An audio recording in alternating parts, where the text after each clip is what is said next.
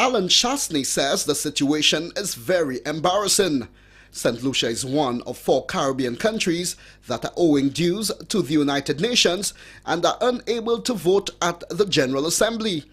The former tourism minister is questioning why is it that the government allowed itself to fall into such a position. The former minister also questioned the presence of the island's representative, Menissa Rambali, at the UN. It begs the question as to what the priorities of the government are. And that if in fact they're not going to vote at the UN, then why have a UN ambassador? And the same can be said all around.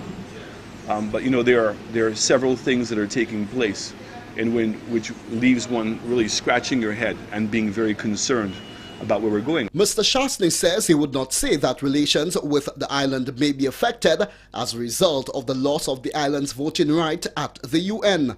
Under Article 19 of the UN Charter, a member state in arrears on its dues in an amount that equals or exceeds the contributions due for 2 preceding years can lose its vote.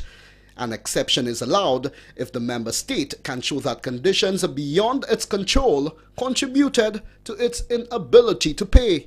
The fact is that you sit there embarrassed because you're going to be sitting at a UN, any UN organization, and you can have a discussion but you cannot vote. And so what happens if the OECS or the Caribbean countries or the sub-region is depending on Saint Lucia's vote to be able to pass a bill? And it's not there. It just begs a bigger question. Does this government really know what it's doing? And I think that that's the question that's going around more and more. There's no clear vision. There's no clear strategy. Some irresponsible statements are being made, and some irresponsible positions are being taken.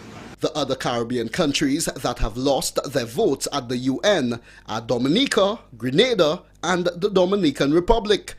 Other countries worldwide include Venezuela, Zimbabwe, and Sierra Leone. On October 11, 2012, the General Assembly adopted Resolution 67-2, in which it decided that 5 member states of the Central African Republic shall be permitted to vote in the Assembly until the end of its 67th session. For the DBS News World, Jason Hollandseed reporting.